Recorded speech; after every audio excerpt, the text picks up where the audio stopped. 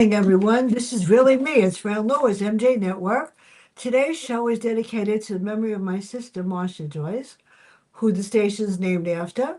Because tomorrow is the day we say prayers for everyone, and that's the hardest one.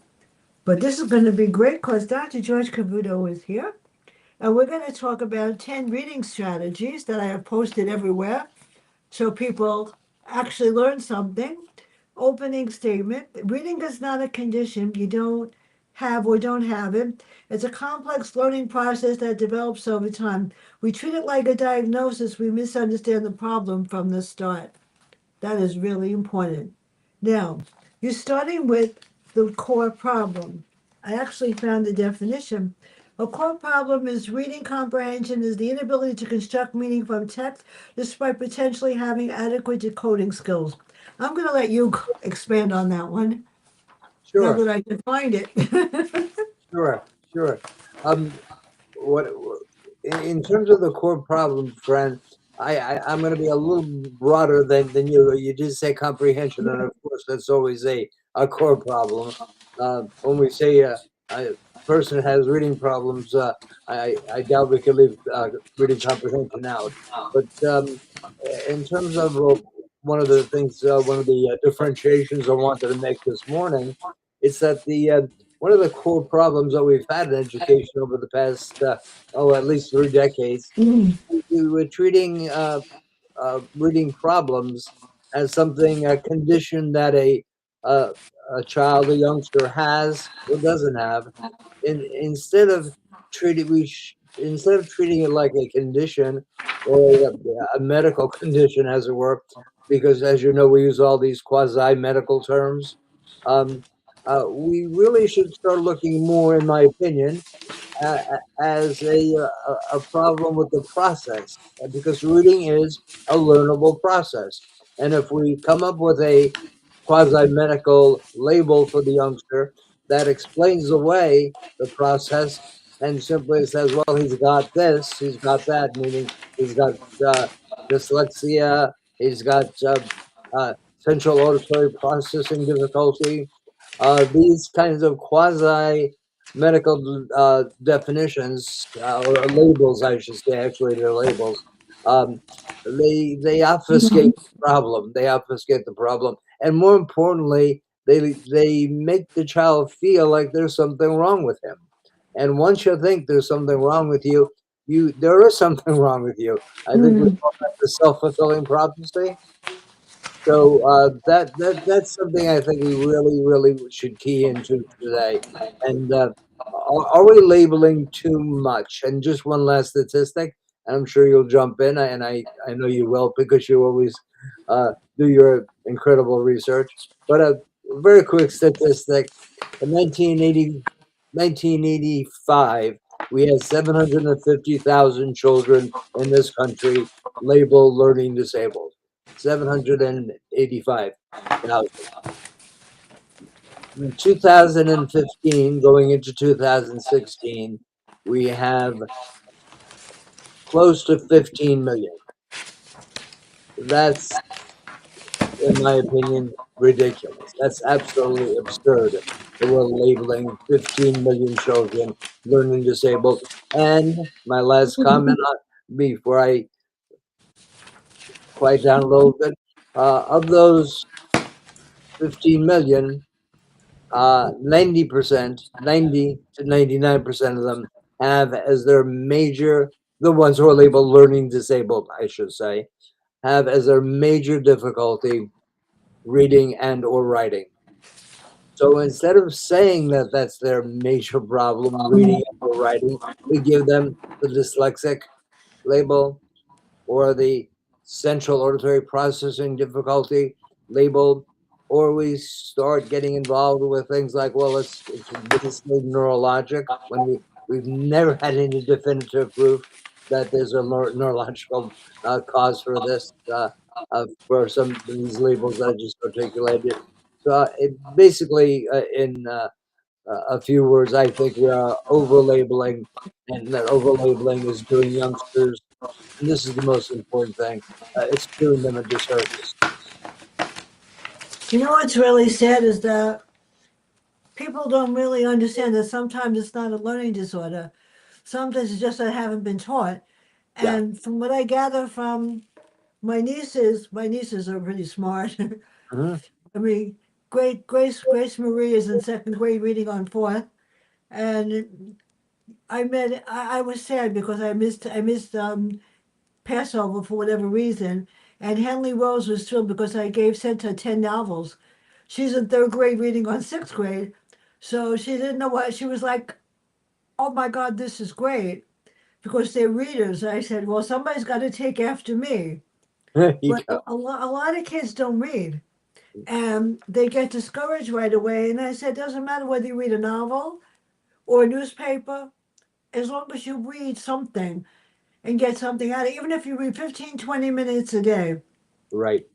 And Well, I know that my nieces are required in school, but I know that they you don't even have to ask them to read. So the next topic is interesting. The key distinction in reading is diagnosis, what is wrong. A reading's essential distinction changes everything. The distinction in reading between comprehension, between literal understanding and inferential understanding, reading between the lines, while while literal reading requires identifying stated details, inferential reading requires synthesizing context, background knowledge, and implicit cues to determine the meaning for allowing higher evaluation and analysis. And you'll be amazed how many teachers can't do that. yeah, yeah. The this is I think a critical Yeah. concept, right? Again, I started off and you reiterated this. Instead of what is wrong with this child, we have to ask what is happening while the child's reading. Again, are there some children with labels, um, specifically some of the perhaps uh, the physically disabled children who have really severe problems, who they're in the under the special umbrella as well. Mm. But clearly, they have far greater problems than just reading, and they may quite honestly not have a reading problem at all. But I'm talking about the elderly children. Okay, so when we label a child learning disabled, we're saying that he has a disability in learning, and we give it a name. There's always a label. In fact, the government requires that we give it a label. 1942, public law. And once we give the youngster a label, of course, then we have to make an IEP. Yes, and the Mhm. IEP, what it ends up doing is it ends up, in my view, contributing to the problem, because once we write on his IEP or her IEP, well, this youngster has a decoding problem. He's got dyslexia, and so he can read. So what we're going to do is have everything read to him. That's that's on many IEPs throughout this country. Everything can be read to the youngster because he can't possibly do it himself because he has dyslexia. Okay, and I'm going to quote Jim Trelease, who said that's the Read Aloud Handbook, the famous Jim Trelease. No one ever got good at reading by not reading. So by putting on the youngster's IEP that everything can be read to him because he's got this disability, we are in fact, in my view, contributing to the problem. In fact, we're exacerbating the problem. What should we do instead? Very Mm. simple, Fran. This is not that difficult. We should try to figure out why he's not able to decode words, why he's having difficulty uh, decoding words. So what was breaking down? And Mm. we can't say things, in my view, like, well, he's got an auditory processing difficulty. Come on, that's just that's uh, educational jargon. What we have to do is we have to watch him read and see where the process is breaking down. Now, if we see it's dyslexia, obviously it's going to be breaking down and decoding. So if his problem is in decoding, well, let's look at why. And when I watch, and I've had Mm. the luxury of actually evaluating over 4,000 children throughout my career, and working with those same children. Uh, Oftentimes, it's Mm. the methodology that's being used. is just they're just not grabbing that. I see. In fact, one of the most popular, and a lot of your audience probably are going to take umbrage at this statement, but the most popular reading program in the United States right now, according to my reading of statistics, is the Wilson Reading Program. And as you probably know, the Wilson Reading Program involves children initially tapping out words. They tap out words. And there's a word for that in education. We call that ecologically invalid. Who taps out words? Have you ever seen even a, a second, third, fourth grader who's a good reader tapping out words? It's Mhm. absolutely ridiculous. However, the Wilson people, and it's kind of an offshoot of Orton Gillingham, uh, except there's the tapping involved. I have several teachers who have worked in my office with me, and they tell me, Cavuto, this Wilson reading program is so hard. I'm kind of dreading the Wilson person coming in to watch me because I'm Uh-huh. expected to do it.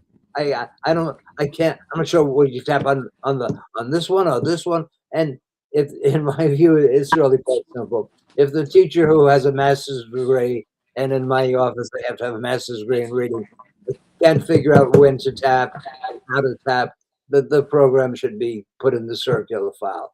So, what can we do instead? Well, how about we look and see how is this youngster being taught the tapping? Well, that might not be working. Maybe that Yeah, didn't I work. know. So perhaps instead of tapping, we should look and say, are they using a now? Well, are they using uh, a phonetic uh, process where they're sounding out every letter and every word? That never works. That's strict uh, since strict phonics with every letter making a sound, and unfortunately that might work. I'm sorry, that does work in Spanish and Italian very well because both of them are totally phonetically consistent. In English, it does not work. It simply does not work. 60% of the words are found sound audible, 40% are not. So maybe we should do something like, a fellow named Jerry Glass at Adelphi University a while ago had this idea.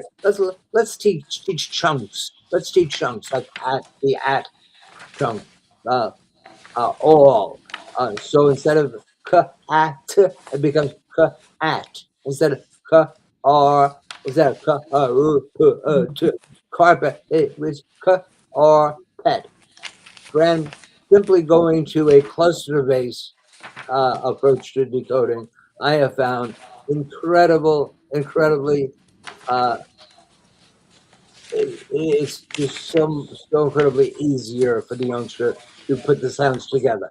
I have tried this with teachers, and I have had my graduate students at the college university try to integrate sounds letter by letter. Many of them Yeah. can't do it. It's not easy to do it. Uh, and if we had more time, we could play, and I'd have you do a few of them. But uh, trust me, if you did it with youngsters, I'm sure you've done it in your background. Uh, that's one of the things I would change. If That's youngsters having difficulty breaking the code, let's see why, and let's not blame the child. Let's see yeah.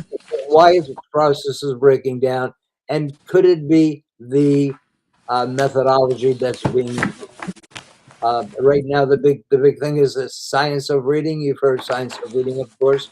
I'm still trying to figure out what it is, because to me it looks nothing more than a little bit of this, and a little bit of that. Uh, but in the science of reading, one thing that concerns me is that recently, one of the states that had adopted the science of reading has said we are going to outlaw the three language queuing systems. Well, I find that not only absurd, I can't believe it. It's almost laughable. There is not a linguist in the world today who would argue that there are not three language queuing systems that help us figure out words: graphophonic, semantic, syntactic. This is not a Wilson program, an Owen Gillingham program, a whole language program. This is how reading works. Reading works by flexibly using graphophonic, which we simply call phonics, semantic, which are the meaning cues, and Hmm. syntactic. How could you possibly think of outlawing them? It's absolutely ridiculous. The three language cueing systems are not a methodology. They're how reading works. Okay, so we should teach teachers, and we should be emphasizing how to flexibly use the three language cueing systems, and moreover, we should be teaching them how's the best way to teach that phonic program, that phonic aspect. Is that all of reading? Of course not. Semantics is critically important. So Yeah. in my view, simply we have Oh no, my pages just dropped. I had to flexibly use the three language queuing systems. There's no mystery there, really. You know what the saddest part is? Is that when I go into a store or something and I see a child reading and they say, I hate reading, and it's too hard for me. So, sometimes I actually butt in and I'll say, what's hard for you? I can't read all the words. It's hard. I said, you're not expected to read everything perfectly, but you're just expected to try. I said, reading is power.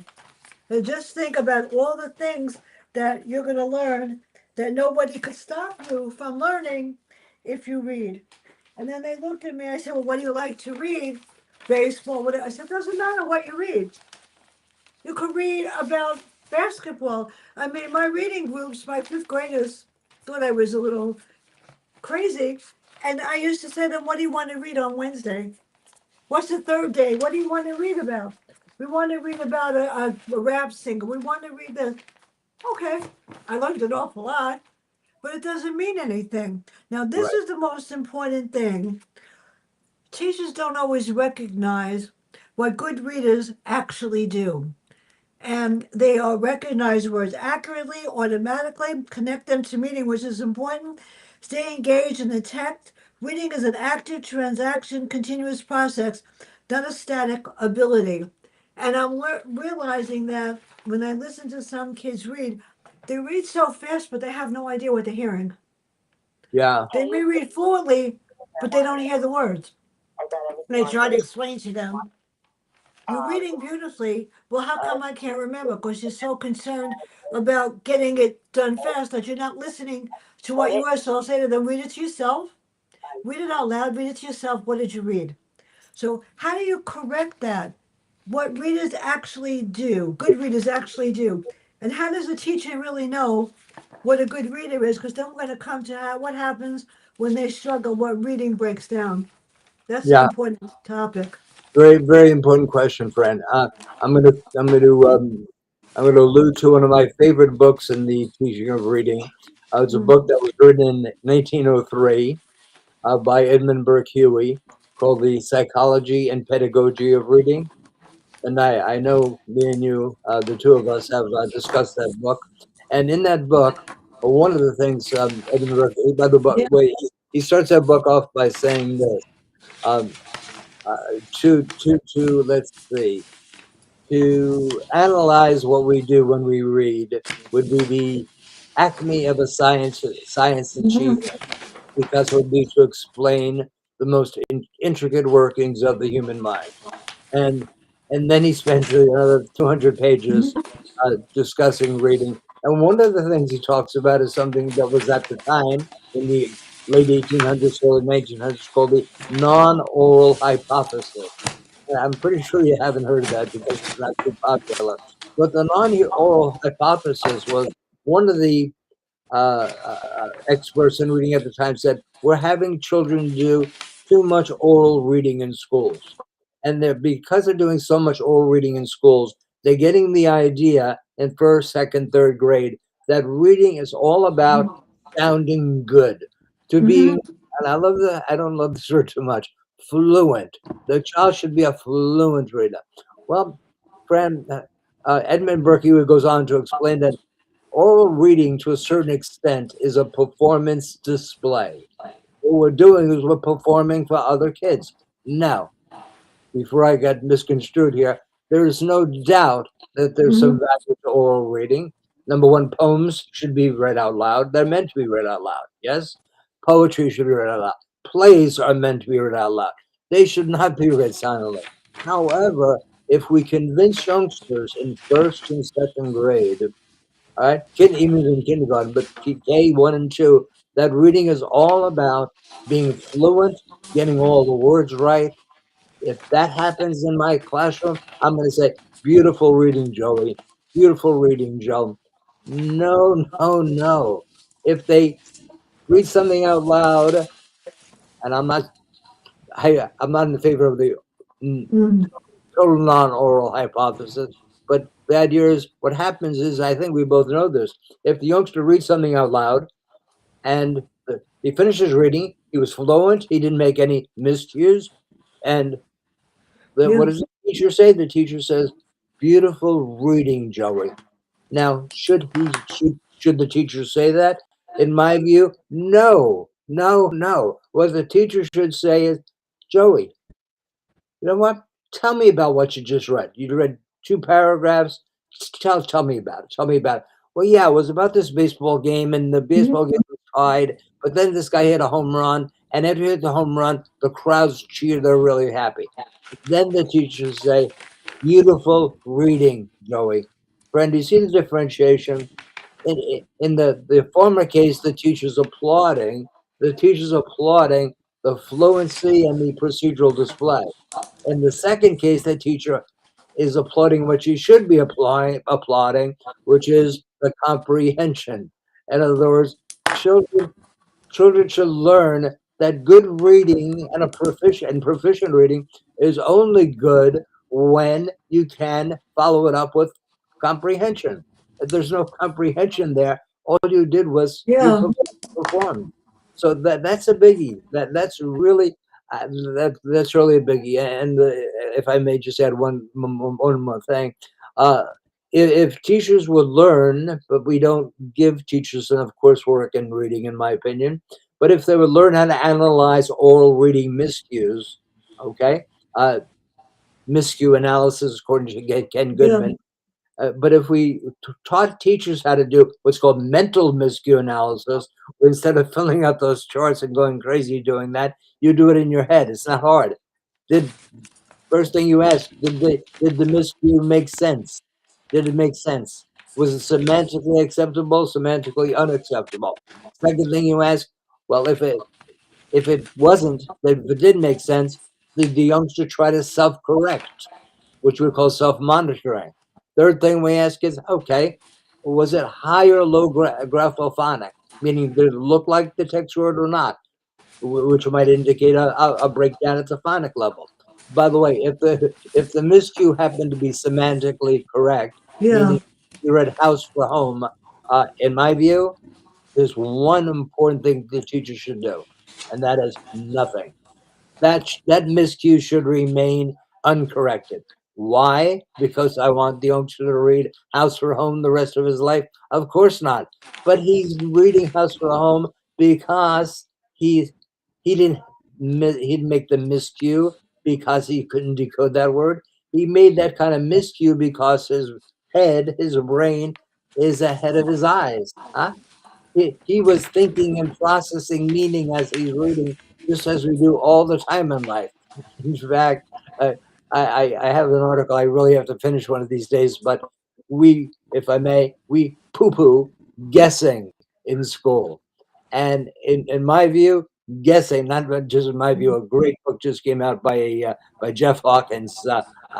Two things Two things are critically important in life: guessing, which let's not call it guessing. Let's call it hypothesis testing.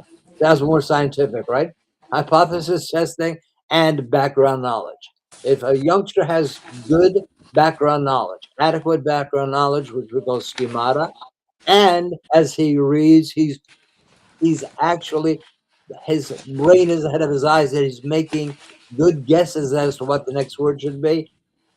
Friend, those are good miscues, and if the teacher constantly corrects those, he's going to convince the student that reading's all about fluency and sounding good and being exact with every word And I'm not suggesting at all they should be sloppy readers, but I'm suggesting the best readers make good miscues, miscues that make sense. I had a parent that said to me, Dr. Yeah. Cavuto, I want my child to come to your center. He's good.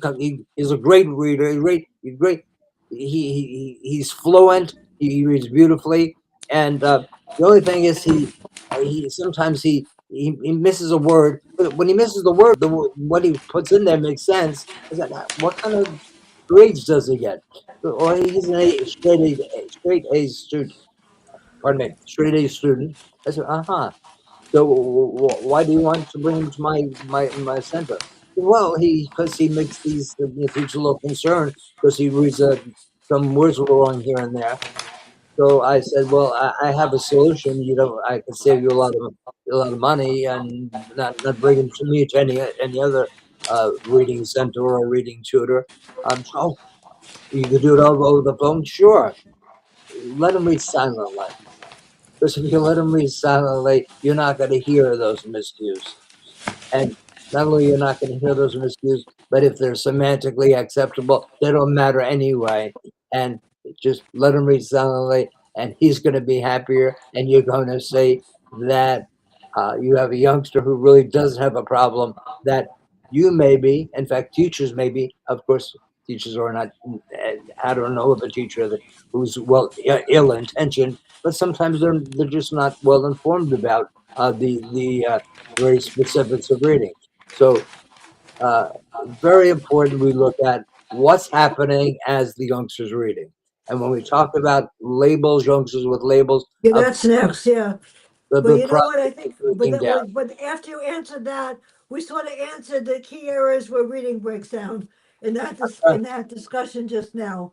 But this is something that I don't like, and it gets me upset. And I do have my pages here. I can't stand when people label kids, Yeah, and labels can be self-fulfilling. Students begin to believe what's wrong with me, and I've heard teachers till this day, as they, walking and listening, well, he's not too bright, he can't do that. Or I don't think that he should read aloud because he's holding the class up. And that drives me and of course I'm gonna answer. I'm gonna answer. Because when you label someone as a poor reader, they're not gonna read anymore. And that's what gets me even more upset because I have nephews that read. I mean, and I have nephews that don't read, and they don't feel that if you criticize a child when they're reading too much, they're not going to read. right. And I notice that a lot of teachers that I speak with that teach special ed don't get that, and I'll tell them you give them a chance to get there, even if it's wrong. It doesn't matter. You need to tell them that it's okay to try, and they don't. And some of them follow this canned program. You have to follow this to have, and if something is wrong, they can't change. They can't change. They have to follow the science of reading, which I don't particularly like. So, how do you correct labels? And then we're going to get on to a very important topic: effective domain. Yeah. Well, to answer your question, how do we uh, if I may just Yeah, reword it a tiny bit, how do we stop all of this labeling that we're doing? Obviously, we're doing too much labeling. If we went from yeah, 75,000, 750,000 to almost 15 million, it can't be something in the drinking water, right? So it has to be we are over labeling youngsters. And in my view, it's not all that difficult to solve that problem. Number one, we have to we have to increase the number of reading specialists who are working in schools. Again, we have a lot of special education teachers working in schools, and I'm sure many of them are excellent teachers. But what I know for a fact, because I've done a lot of research on this, is that most of them do not have more than two courses in reading undergrad, and sometimes they'll take one or two in at the graduate level, but Mhm. three courses or four courses does not make a reading specialist. Does not make a reading specialist. At the master's degree program that I developed. Well, actually, I amended the one that was in place, and that we were applauded by or given a commendation by the New York State Department of Education to be a model program. We had a 36 credit master's degree program, Fran, in in reading, and of the 36 credits, there were 33 required. So we had one elective, and the college wasn't crazy about that change, but we were turning out teachers who had 33 graduate credits in reading, and I was getting calls left and right by school districts. They would say to me, Cavuto, send us one of your stars. Send us one of the people who you and your staff and your wonderful staff of adjunct professors have trained, because we have found they really know what they're doing. So again, in two sentences, Fran, to reduce the number of labels we're giving children, in my view, we have to bring in more reading specialists, and and or and this is a really nice solution, make our special education teachers reading specialists as well. We had a 45 credit master's where I taught at Donnelly College for a long time, 45 credits, and 21 in special ed and 24 in reading. And we were turning out special ed teachers who really were reading specialists also. Well, what happened to that? It became the most highly enrolled program at the college. And 2 and 3, 4 years, it was just doing a marvelous job of helping people get 3 certifications: special ed certification, reading certification, and elementary certification. Uh, for some reason, New York State changed the licensing credentials, and that Yeah. program didn't make the cut or whatever. Who knows? It wasn't in compliance with what they wanted. It was a wonderful program. So we have to stop labeling children, as you said. Once a youngster thinks there's something wrong with them, there is something wrong with them. That, and if I may, last thing. Uh, that I'll just mention on this. The Matthew effect in reading, from the book of Matthew, the rich get richer and the poor get poorer. Well, it's the same thing with reading. The youngsters who are good readers, they like to read. Because they like to read, they do more reading. Because they do more reading, they get better at it. Because they get better at it, they like it more. But just the opposite is the case with Yeah. poor, because they can't read, because they have severe difficulty decoding. They don't want to read. Because they don't want to read, they don't read. Because they don't read, they get even poorer at it. So that's a problem. It's called the Matthew effect in reading, and we have to mitigate that problem. And how do we mitigate that problem? By catching it early on and not throwing a label on them, and surely not giving them an IEP that says you don't have to read anymore. No one ever got good at reading by not reading. So again, we have to really start looking carefully at the training of special ed teachers, and I'm all in favor of having special ed faculty. Let's just make sure that they have adequate background in reading. If they don't have more than, I don't know. It's hard to reduce it to credits, because teachers do a lot of other things. They do reading on their own. Obviously, they have professional development, so I'm not going to reduce it to a number of credits. But they have to be, they have to have expertise in reading if they're going to help these children who again, if you remember correctly, maybe 5, 8, 10 years ago, there was something called the essential auditory processing difficulty, which was that was the I call it the label du jour. And I would ask people, what exactly is a central auditory processing difficulty? And my students, who are all teachers, would say, "Oh, come on, Cavuto, you know." "No, I don't know. What's difficulty processing?" I said, "Well, that's a circumlocution. You just define the term with the term." "Well, no, come on, you know, he can't process auditorily." "Oh, you mean he can't hear sound?" Well, yeah, uh, friend, if we can't define something, by the way, that's fine. You know, all of a sudden, that disability disappeared. That label became uh, so overly overused and undefinable. We have to be, I think, as you started the talk saying, quite correctly, once we label a youngster, that youngster feels there's something wrong with them. When he feels there's something wrong with them, there is something wrong with them. So what? How do we fix that? We We have about significantly reduce the labels. we have about 10 minutes for the next topics because Okay. we entered about a whole bunch of them.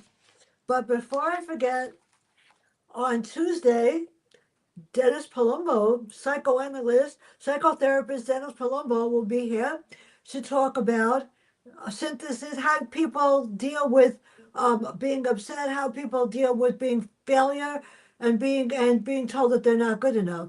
Plus, Ah, we're going to talk about his book Panic Attack that just came out on audio on the 21st. The author of Killing Breath. That should be interesting.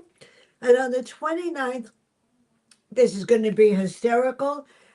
Mike Cameron's going to be here. He's going to talk about what happens when your friend and you pay 50 cents for a lottery ticket. He wins it and tells you you're not entitled to the 40 million. Watch what he does to get it. I mean, what can I say? yeah. I have April is gone. May I have a few spots, and June, and then I have to decide whether I really want to keep doing this or not.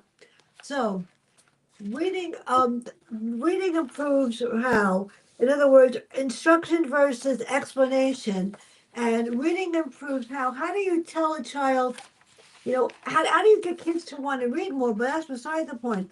Effective domain we talked about. What effective assessment looks like, that's number 8. What Yes. must a multiple component reader? Can they read accurately? Do they understand? How do you really give an assessment that is going to help you understand whether the child knows what they're doing? And the final one is number. How do you know that reading improves? Yeah. Well, to answer your question, in my view, and this will sound somewhat self-serving, but I wrote 2 books. However, at this point, they're probably you could get them in the those boutique stores online that sell books that are more than 20 years old. But both of them had to do with exactly your question. I developed a reading model called the structured reading assessment model. Maybe I call it simple reading assessment model. That someone say, "Well, you should change it to structure." Okay, whatever. But it was looked like a Venn diagram, Fran. And you had Yeah, decoding automaticity, then you had background knowledge, then you had receptive vocabulary, and right smack in the middle, you had reading comprehension. And each one of those areas must be assessed. And I'm not talking about with a number 2 pencil test, because that tells you nothing except he's reading 2.5, which statistically is ridiculous. Fifth month of second grade, oh, give me a break. But if one does a individualized assessment, you can tell without much difficulty what level is the youngster. That's why I would start. In fact, you have to start with decoding. What level is his decoding? Well, okay, the decoding comes out to about mid second grade level. I like those general levels more so than the ridiculous ones that we could pinpoint 2.8, 2.9. No, no. So his decoding is about mid second grade level. Okay. Um, and he's in 4th grade. So, by the way, that takes 15 minutes. You've already figured out the major problem is he's very poor at getting uh, a 4th grade youngster is trying to read a science book, a social studies book, written 1 year above, because they're always written 1 year above because of the technical vocabulary. So we got a youngster who can decode at the second grade level, and he's trying to figure out text written at the 5th grade level. That's just not going to happen. So now he's okay. Let me do the rest of the testing. Then you're going to test his comprehension. Okay. Are you going to start with a whatever grade? If I said it was in third grade or whatever. You're going to start with the fourth grade? No, of course not, because his decoding is only mid-second. So now you test his comprehension, and you give him a second grade passage, and he ends up passing that, but it takes him a long time to read. His rate is low. Well, how come? Because he doesn't have what's called decoding automaticity. Mm. Okay, so we got to increase his automaticity. Then you check his background knowledge. Um, and you could give an IQ test, but I really like the Peabody Picture Vocabulary Test. That's also a test of receptive vocab. And it's an easel, and you turn pages and you say telescope, and he has to look and point to the word uh, uh, apartment, engine, and each one he has to point to the correct word. What's nice about that is it's decoding free. So now you're able to figure, now you're able to find out really how much vocabulary and schemata does this youngster have. And let's just say he comes out fourth, fifth grade level on those tests. Ah, uh, wow. All of a sudden, I'm smiling as the person doing the assessment. I'm smiling broadly because now I know this youngster has remarkable potential. Why? Because reading is a thinking process, and you have to have good background, good schemata, and good vocabulary. So this youngster has those. So the biggest problem for this youngster that I just described is in the act of decoding. So we have to fix that. That eh, I don't want to use a medical term like prognosis, but the the potential for that youngster is very good, very good. Why? Because he's got that background knowledge, he's got that vocab. Conversely, a youngster, his sister Jill, same problems I just described, except her background knowledge, her vocabulary are not good. They're poor. Well, that's the youngster who's going to be Mm. really, really struggling until we fix those. And you know what? We can't fix those just in school, Fran. We need parents' help with that. Uh, Shirley Bryce Heath said, "Reading is not a reading is not a school phenomenon. It's a Yeah. cultural phenomenon." Everybody has to play a part. So we have to let that parent know the things that they have to do at home to help Jill bring up those areas. So when Exactly. I, I'm trying to simplify a 200 word book into a few minutes, but that kind of assessment tells me as exact as you can where the problems are and what can be done about them.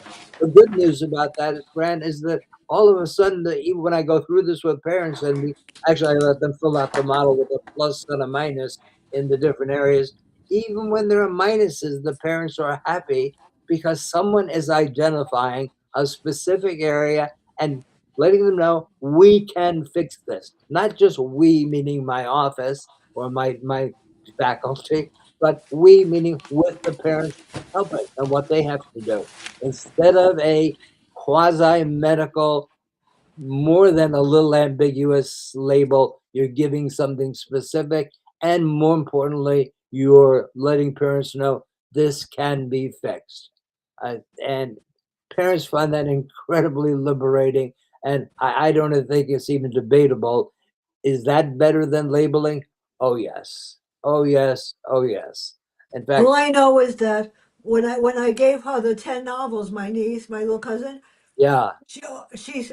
I mean, I was outside because whatever reason I couldn't stay. Her mother called me later. She said, "Well, Henry Rose would rather read a book than watch television." And I mean, I'm the same way. And I got very upset this week because the post office hasn't brought anything. And I read 5 books last week. And I have one that's 700 pages, but it's not due out till June. I have it halfway done. And I have 20 books on the side here, and I have to interview these people. And I read all of them. There are times that I'll turn down a novel. There are times that I will turn down a book if it has poor language or is a topic that I don't want to talk about. But the latest novels are about Iran and Iraq. And it seems that they wrote them a while ago, but if you listen to the news, the book is more accurate than the news. Oh, no But the doubt, most the no most doubt about important it. thing is kids have to know that it's okay to read and you don't have to be perfect. and you could sit and read quietly by yourself and just whatever. So there's instructional verses, explanation, chunk information, active engagement, model and demonstrate, direct instruction, systematic instruction, explicit instruction, and I can tell you now, teachers don't do that. Yeah, That is the problem, and so many of them are stuck on this. I know I listened to it, science of reading, and I try to explain to my niece Grace Marie could read. You don't need to sit there and go. right, right. Let her do it, and Gracie does it the way I do it. So Yeah, closing insight: Fred, if I may reading just make this improves one to statement. engagement. The reader is engaged, but what happens? I mean, when they, my mother would never pick my books. I wouldn't even let her. Yeah, I would say to her, she would say, I read it, Ma. Don't worry about it. I'm great." My sister would say, "Did you read it so you could write my book report?" I go, "No, you're going to read it yourself." yeah, It's the hardest thing in the world when somebody picks the books that you have to read and you hate them. exactly. And that turns out kids have to be able to pick what they want. I know Right. the school picks the a whole bunch of stuff. And like I said before, I got in trouble for doing To Kill a Mockingbird with the sixth grade. It was worth every minute of it. It Yeah. was worth it. But you know what? They asked to read it, and I think it's great. I got reminded of that when I saw my student 2 weeks ago when I went to visit him in his office. He said, "Do you remember what you did?" I said, "I'm still doing it." But you You know know, what? Children should be able to read what they want. yeah. I And mean, besides the books for school, children should be able to read what they want, and it doesn't really matter. I can imagine a parent says, "Well, what are you reading?" yeah, Making sure that it's appropriate. It doesn't have, the language that you don't want. right. But what difference does it make if they reads about sports or hockey or music or anything? What difference does it make? Yeah, Like I said, my fifth grade reading groups was hilarious. Monday was phonics and word recognition, but in a very unusual way. Comprehension on Wednesday, but on Friday, went the third day, I would say, "What do you want to read?" And then, of course, it put me to the test. I learned about boxes and wrestlers and music and you name it, I learned it. And they said, "Why did you do this?" I said, "Because I want you to come in here and not look at me and say, 'Oh God, I have to be here.'" right, I don't right. think in the 19 years I taught reading that any child ever did that. As a matter of fact, like I said before, two of the teachers suspended them from reading, and the kids left the room and came down anyway Yeah. because they didn't care. So this has been fun. What would you say to parents? And what would you say to teachers that would encourage kids to read it? It's okay to make a mistake. So what? Uh, to be honest with you, Yeah. it, Uh, I'm not sure there's a general statement I can make across the board. However, even with choosing books, Yeah. there's no argument. Children Yeah. should be allowed to choose any book they'd like to read. However, sometimes I saw this a lot at the secondary level. Youngsters would choose books that they just couldn't read, but it Yeah. made them feel good carrying that book around, which in and of itself is not a bad thing. But uh, you know, let me just say this. I think possibly a really important thing for your viewers to take from our session today is that it's never, in my view, it's never a reading program. Reading programs, as you know, they come and go. We have the science of reading. We have whole language. We have half language, Hmm. quarter language. And I'm being facetious. We have Gordon Gillingham. We have Wilson. Programs come and go. It all boils down, in my view, Fran, to the teacher's knowledge base about Yeah. reading. This is critically important. And how do they develop a really strong knowledge base? I have 3 degrees. I have a bachelor's in English, a master's in reading, and a PhD in reading slash psycholinguistics. And I've tested and worked with thousands of children. That's how I got the what I call the knowing eye and the knowing ear. So we really, really have to stop doing this. Oh, I like this program. I like that program. They call it the reading wars in this country. Ridiculous. Let's make the teachers more. Let's increase their expertise in terms of how reading works. Let's make them feel really adequate in teaching reading. Let's, if we can, if the youngster's in second grade and he's a non-reader, first thing we're going to do is we're going to send him to special ed or an IEP. But you know what? That there's only one other alternative, but I this is a viable alternative. Give that youngster one-to-one instruction with a reading specialist. Is that going to cost the school a lot of money? Sure it is, but so does special education. Okay, and if you have a youngster in second grade who is almost a non-reader, a primer, pre-primer reader, and he's the big problem is basically he Yeah. can't code. He needs one-to-one instruction, not by the college student next door who does tutoring on the side. He needs extra, or she needs expert instruction by someone who really knows reading as process. And in my view, take that second grader. I know what I'm going to do if I'm assigned to work with that youngster. I'm going to do language experience. Language experiences, the youngster's going to tell me about something that he did over the weekend. After he tells me about it, I'm going to whip out a blank book. It's a book, a hardcover book with nothing in it. I'm going to say, "Let's write your story," and I'm gonna write what I said. I'm gonna write exactly what you told me exactly, but I'm gonna write as much as I can. What you told me. You went to your friend's house. Your weekend, Joey's weekend. You went swimming. You went in your neighbor's house. They had a big in-ground pool. You had lots of fun. You came home at 3 o'clock in the afternoon, and your mother said, "You must have had a great time." I would write that in a book. Then I'm going to say, "Joey, you're going to read that." And he's going to look at We're me. officially over the limit. I'm sorry. When do you want to do this again? Because we're officially over the limit. I don't care. They won't kill me. Yes, Restream monitors everything I do, and then they I, rate it afterwards. yes. I'm sorry for going over. Where Um, do you? It's okay. Do you want to do June or August? Probably June would be better. June. Okay. Yeah. Let me see what I've got. I have something on the second, and I have something on the 22nd. Was it the 20? Oh, when was my month? I have something on the second, 22nd. Do you want to do the end of June or the middle of June?